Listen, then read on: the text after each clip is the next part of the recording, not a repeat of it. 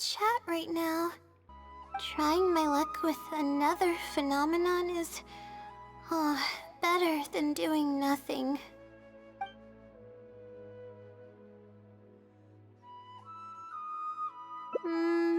You're right. I need to keep a level head. I don't have time to waste. But what do we do from here? I can't just go back and start packing to leave. Rest? But my deadline's just around the corner. Oh, I don't think I can afford to rest right now. You do have a point. Oh, sorry. I tend to panic easily, as you can see. Then how should I rest? I definitely won't be able to sleep. As soon as I close my eyes, all kinds of thoughts start floating into my head.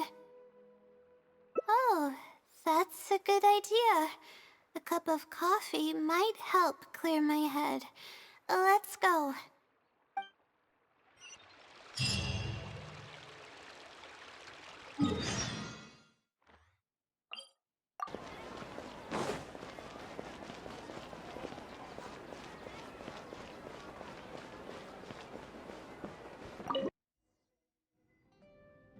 Let's sit down here and have some coffee and sweets. It'll help me put my thoughts together. No. We're here to rest. My problems will have to wait for now. Oh, hey, Layla. Huh? I'm one of Layla's classmates. I just came by to say hi. We just submitted our theses and we're totally beat. Everyone will be meeting here to celebrate. Seeing how relaxed you look, you must have already had your thesis finished ages ago. Oh, no, I'm actually having a lot of trouble with it. You say that every time we talk, but you've never missed a deadline. Not only that, your papers are always well written and thorough. Your advisor is constantly praising your work. Yet you're always going around saying stuff like, I can't make it, I don't understand, I'm super worried. That kind of talk doesn't reflect your work at all, you know. Well, For starters, she doesn't even try to participate with the group at all. It's one thing that she's not willing to help us, but she doesn't even bother showing up for our discussion meetings. Every time we come to see her, she looks out of sorts and on the verge of a breakdown. It's not like we can't finish our own theses without her, but no one wants to always see her this way. I know. Sorry. Whatever, there's no point in starting an argument here. If you think she can justify her behavior, then that's your opinion. Thanks for standing up for me. I really want to help the others, but most of the time I'm barely scraping by myself. There's very little I can help with. Yeah, I can't ever tell my classmates about that. I'd be a mess if they ever reported it to my advisor. It's really just a big misunderstanding, and there's nothing I can do about it.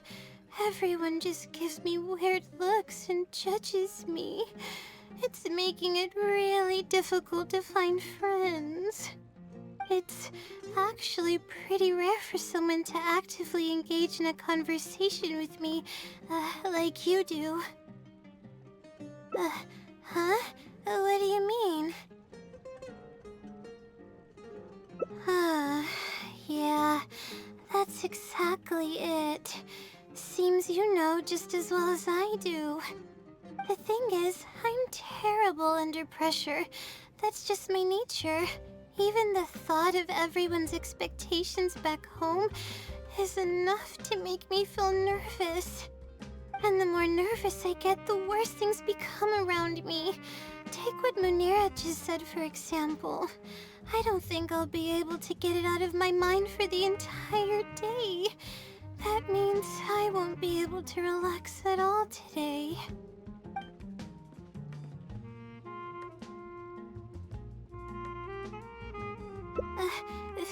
it head on? What should I do? Do you really think I can? Oh, okay. I've got a pen and paper with me. Let me go through them real quick. The theory sections are pretty much finished. I'll be able to finish organizing the rest on my own. As of now, I'm missing crucial observation data. I need the results of an observation to validate the conclusion of my thesis. And then there's the preparation for my thesis defense. I'll need to mentally prepare. What? You want to help me with my thesis? Thank you.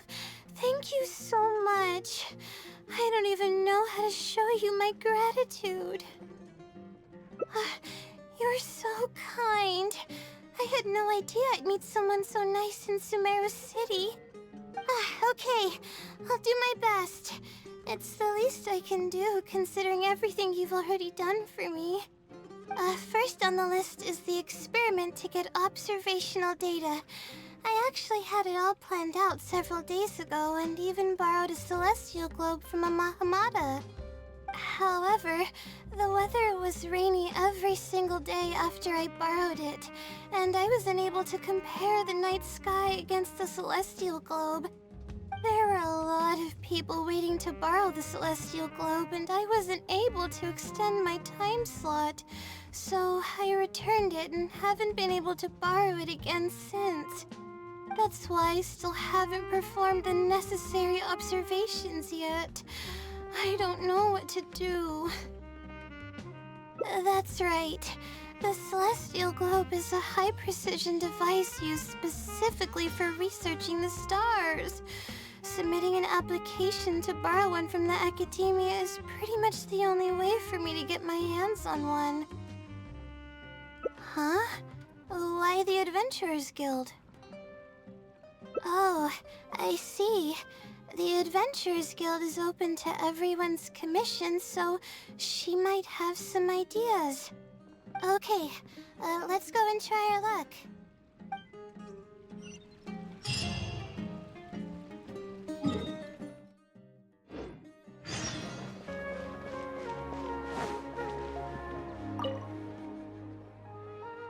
Ad Astra Episosk. Welcome to the Adventurers Guild. How can I help you today? I'd like to... I have a commission... it's kinda strange. How should I put this? Right. Equipment at the academia is in very high demand, and we aren't able to borrow one now. We were hoping someone else might have something similar that we could use. I don't know anything about astrology, so I'm afraid I'm unfamiliar with the device you are looking for. However, one of our requesters happens to be an astrology enthusiast. I hear that he's a collector of all sorts of specialized astrology equipment. After the Adventurers Guild helped him out, he indicated that he'd be happy to return the favor if the adventurers ever need it. Perhaps we could arrange a meeting between you two. That should help solve your problem. Really? You're welcome. It's my job to provide adventurers with the necessary support. The man's name is Azam. Here's his address. You can go ahead and pay him a visit.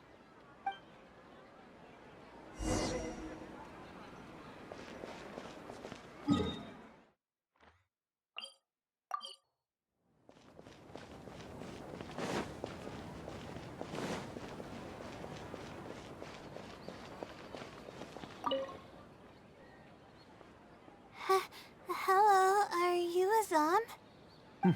Yes, I am. How may I help you? Ah, I see. Well, if it's a request from an adventurer, then I'll be happy to help you. I just so happen to have the device that you're looking for.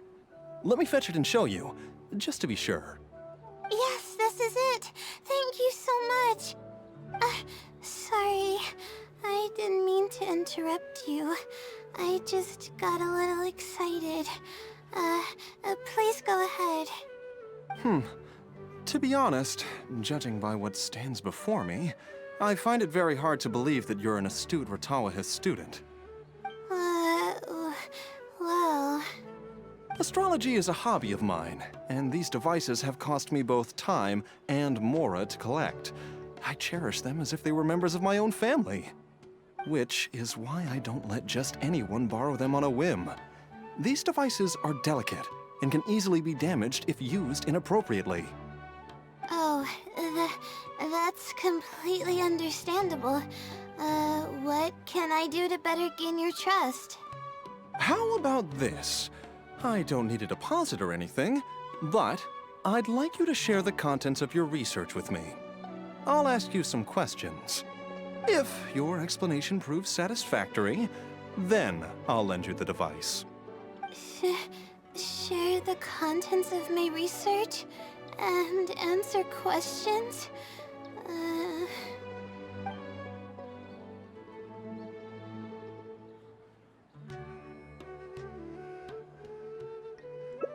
Alright, I'll try. But I can't disclose the actual details to you.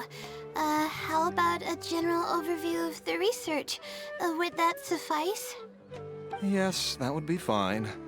You're probably aware that astrologists rely on the movements of celestial bodies to calculate the past and the future, as well as attempt to summarize the correlating principles, correct? Of course. This is the basic principle of astrology. My current research is about a certain phenomenon called astral shift. Interesting. That's not a topic any ordinary person would be familiar with. I have a basic understanding of the concept, but I'd like to hear you explain it. Okay. Well, in short, it means that the results derived from astrology are prone to change. As time continues to flow, the stars change and everything else becomes affected by this change. However, what's actually driving the change is what's worth investigating. I think that it might just be another law of nature. If the changes follow a certain pattern or routine, then it could be explained as some law. But the changes are manifold, even when considering just a single star. The changes could be resulting from a simple single orbit shift, or it could be a more complex double orbit, or even a triple or quadruple orbit shift. These phenomena have a dramatic effect on astrological conclusions. What I'm working on now is the research and prediction of the triple orbit shift phenomenon. Triple orbit? By yourself? Yes. That's right. You do know that adding an extra star to the equation increases the computational workload by more than tenfold, right?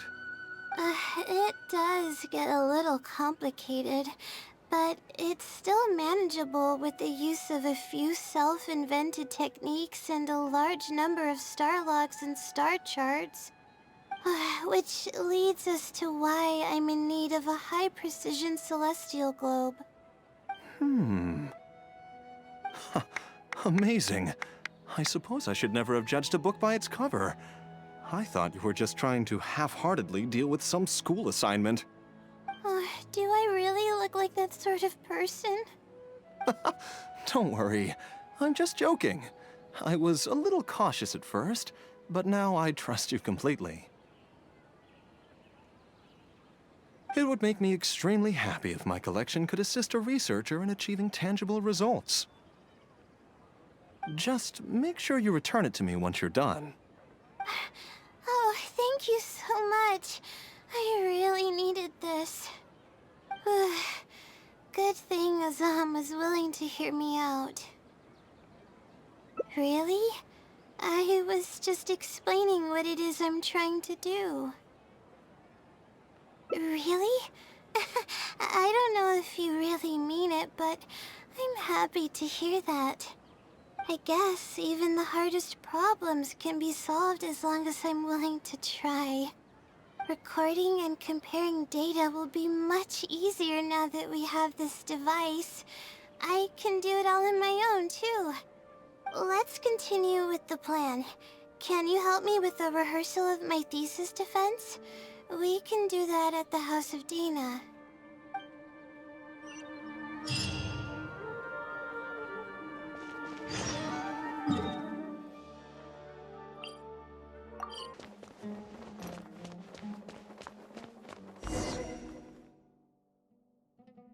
This seems like the best spot to do this. We'll need to be quiet so we don't disturb anyone. So here's what will happen during my thesis defense. After I present my thesis, the advisor sitting below will begin to ask questions. Theoretically, I should be able to answer any questions related to my thesis. However, I tend to get really nervous when my advisors look at me, and I end up completely forgetting what I plan to say. That's why I want to rehearse and practice presenting my points in front of someone. That's right. You should have gotten the gist of the content of my thesis when I was explaining it earlier, so ask away. It's okay if your questions are a little off. I'll still treat them as real questions from an advisor and answer seriously. Wait a moment! Alright, Layla, you got this. You were able to explain everything earlier, so you can do it again. Alright, ask away.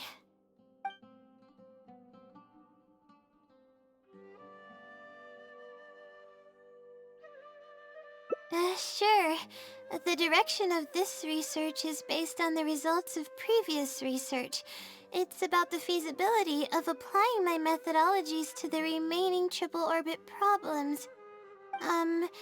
Based on a sample size of 124 cases, we could only achieve approximately 60% accuracy. The results were not reliable enough to be implemented as a law. You can see the common traits of the erroneous samples on page 3. Excuse me, I mean from the star logs in the appendix. It's clear that in each of the erroneous samples, one of the stars underwent a significant shift. This means that, we not only need to limit the number of stars, but we may also need to consider the degree of shift when applying triple orbit shift algorithms. Stars with greater shifts are often key in astrology readings. The next step of the research should be... the next step should be to identify the feasible thresholds of shift for applying our calculations. And that's my answer to your question. Do you have any other questions?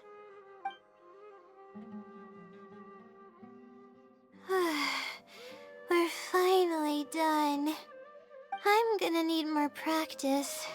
I can feel myself getting flustered, and I start to stumble whenever I'm asked questions that I'm unfamiliar with.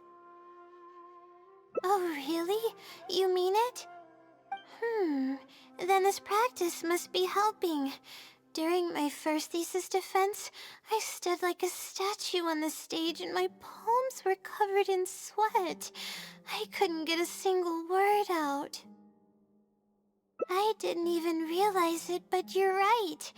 It doesn't seem like there's anything holding me back now. I guess that means I'm capable of completing the thesis all on my own. I can hardly believe it. This is amazing. Oh, I'm sorry. It's just that I'm really excited.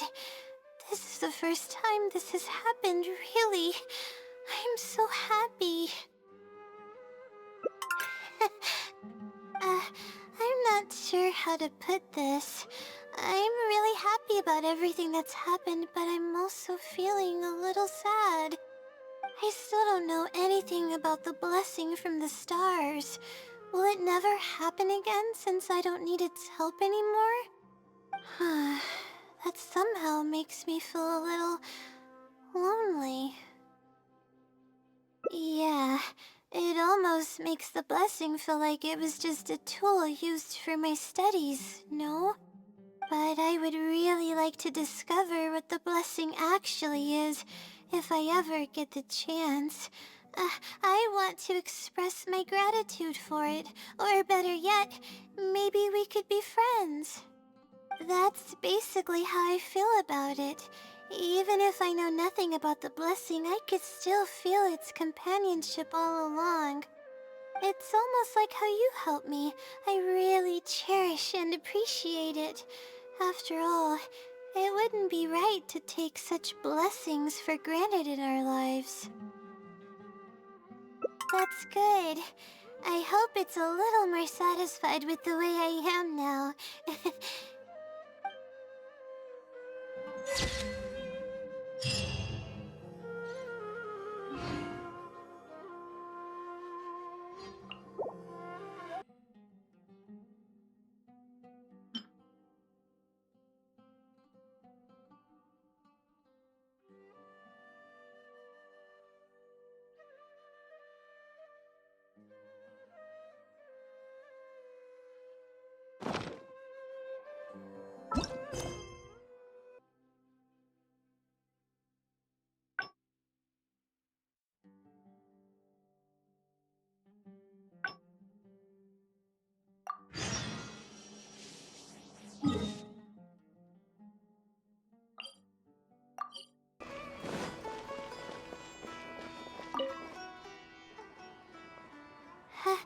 Hello, are you Azam?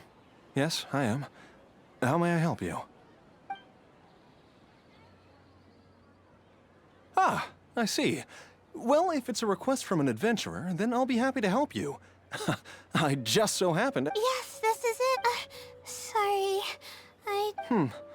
To be honest, judging by what stands before me, I find it very hard to believe that you're an astute Ratawahith student. Well...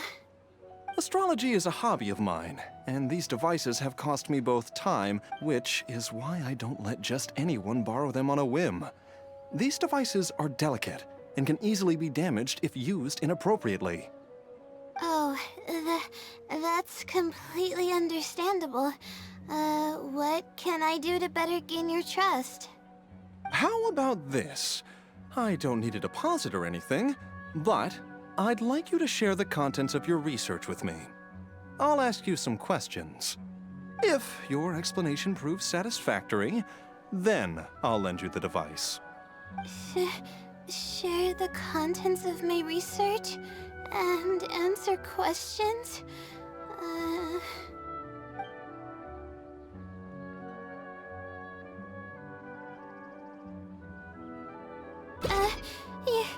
You're starting to make me feel nervous. I'm sorry. I feel a little dizzy.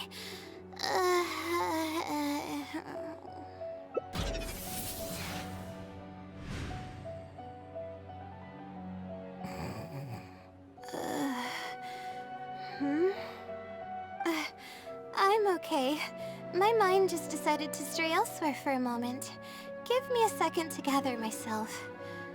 Oh, is this the celestial globe that I needed to borrow? Correct. I was about to test you with a few questions, but you suddenly started looking very uncomfortable. Oh, don't worry about it. I don't sleep very well, so I tend to get a little dizzy from time to time. I'm fine now. She seems a little different all of a sudden. Oh, I see. Well then, can you briefly summarize your area of research for me? With pleasure. I'll give you a general overview. You're probably aware that astrologists rely on the movements of the celestial bodies to calculate the past and the future. Due to the difficulty of designing an experiment and the challenges of validating theories about the past, astrological research is usually based on an immense foundation of experience. And therein lies the largest complexity. Derived and validated conclusions may vary due to subtle changes caused by the flow of time and shifts in the stars. Ah, I've heard about this before. I believe it's known as astral shift. One of the most classic challenges is to use 3 stars with shifting orbits to predict the overall changes that may have occurred. Ah, are you referring to the triple orbit problem? Yes, that really is a classic problem, and a very difficult one to tackle. I came up with a set of prediction methods that encompass more than half of the triple orbit problems. However, there are quite a few limitations and requirements. This set of methods is already being put into practice at the Ratawa Darshan by my advisor, drastically simplifying the difficulty of calculations involved in the triple orbit problem. Yes, I've heard about that. The announcement made big waves in the astrology enthusiast community. So, you were the one who came up with that? You mustn't judge a book by its cover, you know. The thesis I'm working on this time aims to address the remaining triple orbit problems, as well as eliminate a portion of the methodology's limitations, which will make it easier to use. I see. In that case, perhaps there's no one more fitting to operate this device than you. I just keep it as part of a collection. I can't use it to its full potential like you can. Thank you for understanding. I'll return it in perfect working order once I'm finished with it. Okay, we should be going now. What did we plan to do after this? I kind of forgot. Huh? What makes you say that? Is there something off about me? Fine. Looks like I can't keep the act up any longer. I even tried to look a little panicky to emulate her behavior. I suppose that is what she's been calling me. With her long-term sleep deprivation, whenever her anxiety peaks, she loses consciousness and I take over. However, her unpredictable and variable sleep patterns are completely out of my control, so I have to make every second count. There's no one willing to help her here, so I have to step in.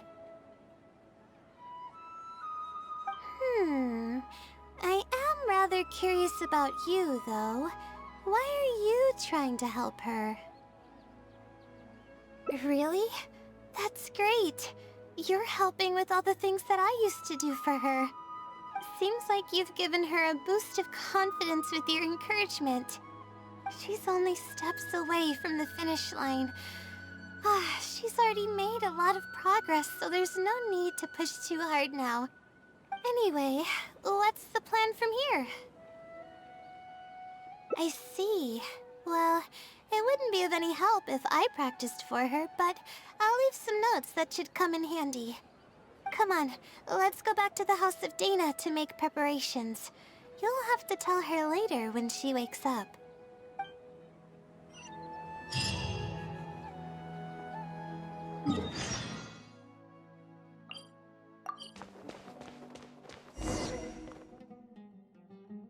Okay, I should get started on those notes. If there's anything you're curious about, you may go ahead and ask now. I can answer you as I write. I'm used to multitasking. Oh, and I have to ask a favor. When you give the notes to her later, please don't tell her about my existence. Well, she's always been in a fragile state. If she knew that there was another Layla who's always taking care of everything, she might feel like everything she's ever worked for is pointless, and that could lead to some demoralizing thoughts. She's a resilient girl, but no matter how resilient she may be, no one can hold up to criticism and torment from themselves. If her condition grows any worse, it's possible that I might cease to exist as well. Then there wouldn't be anyone to help her. She's getting better though, isn't she? It's apparent how hard she's working now. She's my source of knowledge. I'm merely the representation of how she would be if she were rested and healthy. I believe that she's one of the best, even in a place like the academia where geniuses come by the handful. But growth is a process and shouldn't be rushed. I will always believe in and support her. Believe me, even if she were to end up at rock bottom, she'd find a way to somehow laugh it off as one of her silly mistakes and climb her way out. That's the kind of person she is.